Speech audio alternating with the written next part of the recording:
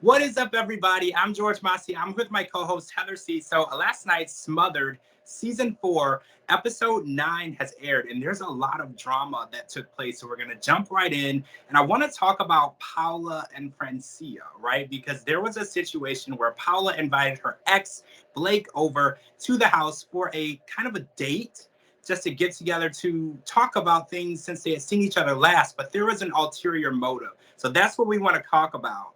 What do you think about Paula trying to kind of serve her mom a dish of her own medicine? She wanted her to know what it was like to be out of the loop.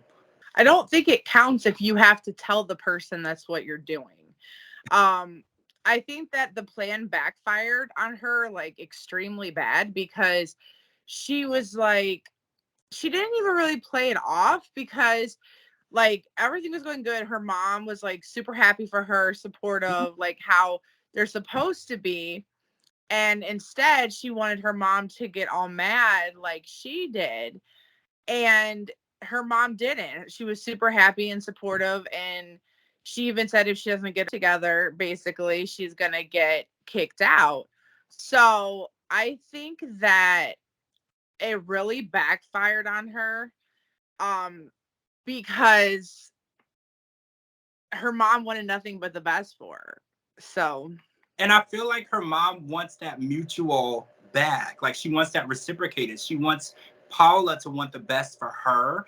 And sometimes it feels like Paula wants to control everything that she does. And that control and love can sometimes be misconstrued. Because when you love someone so much, you kind of want them to do what's best. But sometimes they need to have that option to just do what makes them happy. And you kind of just have to be supportive. You can't be controlling.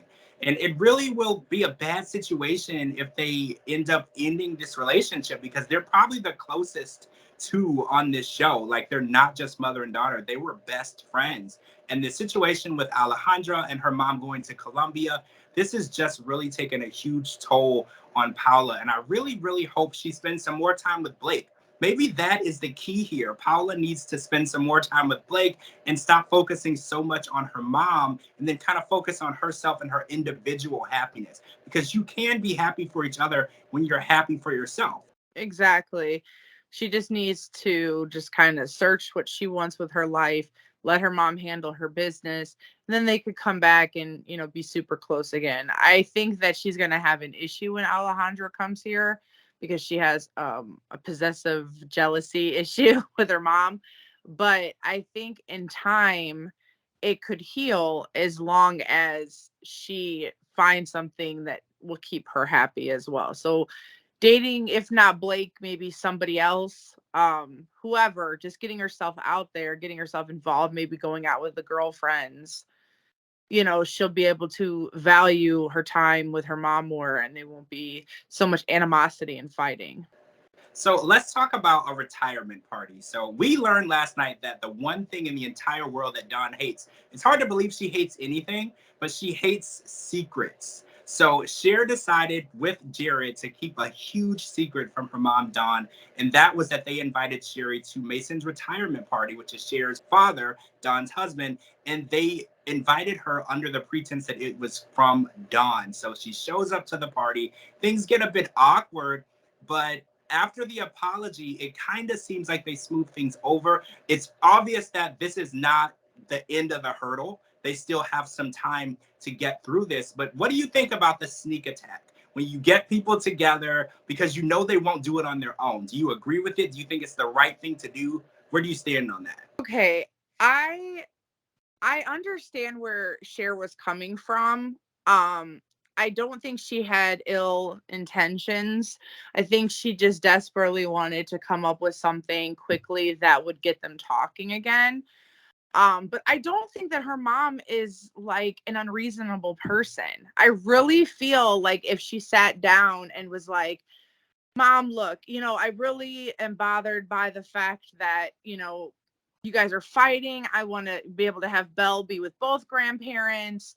I really, really believe in my heart that Dawn would listen to her and be like, you know what, you're right. And then, if anything, Sherry needed to take the initiative first. Because even if Dawn was on board and was like, sure, let bygones be bygones, she could never get to that point if Sherry didn't come first and apologize, because you can forgive, but you don't forget.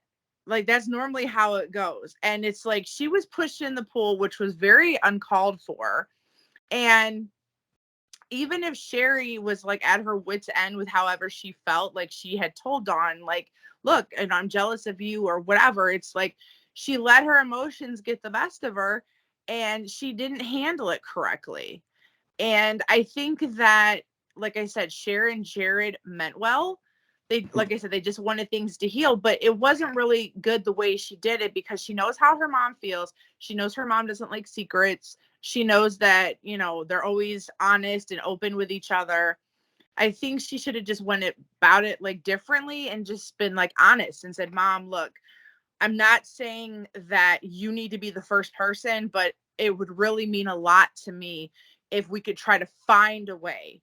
And then maybe she could have convinced her to have her come to the party, then just have her do it, because it's like, yeah, she invited her, but I personally think that it was just because it was an awkward moment.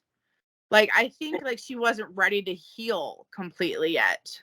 I feel the same way. So that apology I felt came because the awkward silence of the conversation forced it. Yeah, I like it don't was feel like, forced. right. And I do feel like Dawn needed time to heal and to get over it. Because when someone does something to me, I will forgive you, but I need time. And like, it could be weeks, it could be months. But then once I'm over it, we can have a conversation and we can move on. But until I'm physically ready and mentally ready to accept your apology, I think the apology means nothing. So when she apologized at the house, I felt like, is she really sorry, or is it because they're all standing there and everyone is expecting an apology right now? I feel like if Dawn was completely on board with it, when she pulled Cher aside, I don't think she would have been upset. Like, I think like if the plan would have worked out in their favor and she didn't feel rushed into like forgiving her, I think like she wouldn't have pulled her aside and got so mad at the fact of how she did it. I feel like it would have went differently, and maybe she would have been like, oh, I'm so glad she came over, you know, and like just like a sense of relief. And she kind of like wasn't. She was just like, what is she doing here? Like, blah, blah, blah. And it's like, but I get it, you know, like you're the victim, even though like she somehow made her upset, you know, by being compassionate. She was still the victim because she got thrown in the pool. She shouldn't have been the first one to apologize. And if she was the first one to apologize, like I said, it should have been to Sharon Jared for maybe, you know, being like such an on-hand mom. But I don't think that that makes you a bad person because you care about your kids. There's an awful lot of people in this world that are parents and shouldn't be, because they mistreat their children and they don't treat them like, you know, people or equals. They, you know, she's looking out for them. She's looking out for their best interest. Clearly, you know, they all seem like they have a lot going on where they could probably financially afford to buy a house as well as another one. But why waste the money? Why put into something if you don't have to? And that's why I would have listened to Dawn in the first place. Because, like I said, if they were going to just be that way, she could have just been like, oh, yeah, buy that house and buy one in Miami. And while you're at it, buy that condo in New York. And she didn't.